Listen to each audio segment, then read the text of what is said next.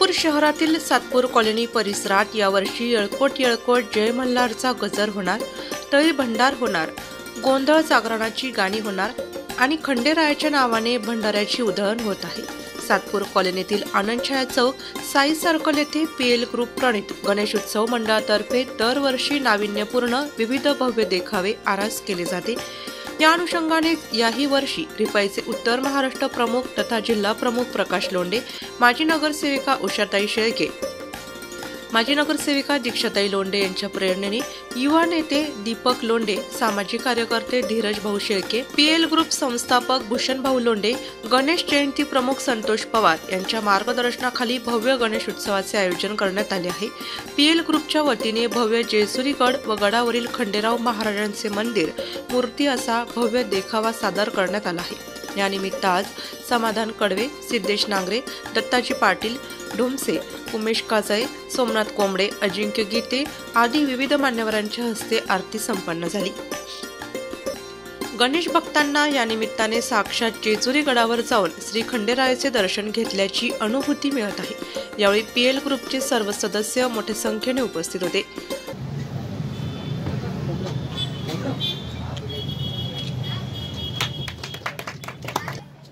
आमचे मार्गदर्शक प्रकाशजी नाना लोंढे साहेब व पीएल ग्रुपचे संस्थापक अध्यक्ष आमचे मित्रबंधू आदरणीय भूषणबाईजी लोंढे यांच्या गणेश उत्सव सोहळ्याला आम्ही आमच्या पाथर्डी गाव पंचकृषीच्या वतीने आम्हाला मान सन्मानाने आरतीला बोलवलं।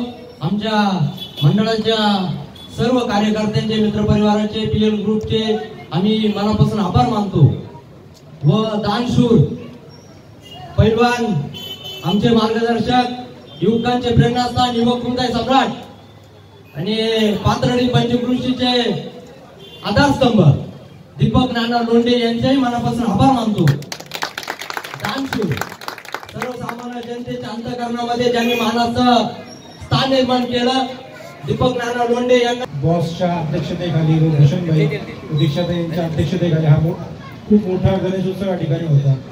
मागच्या वर्षी आपण याचा देखावा केला शंकर महाराज, यावर्षी जेजुरीचा मोठमोठे देखावे आणून लोकांना काहीतरी नवीन संकल्पना देण्याची नानाबाईंची जी तळमळ असते खूप महत्वाची आहे।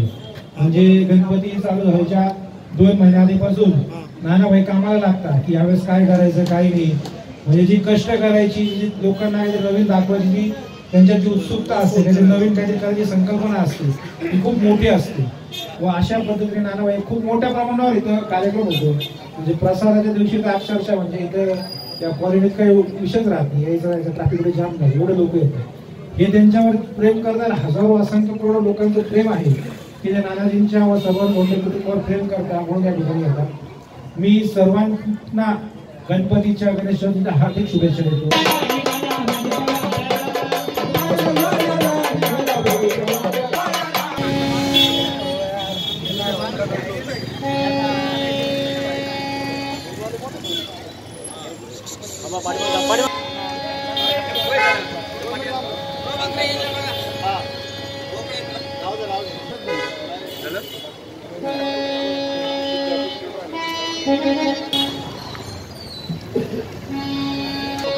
नाशिक लोकशाही न्यूज साठी रमेश खरात।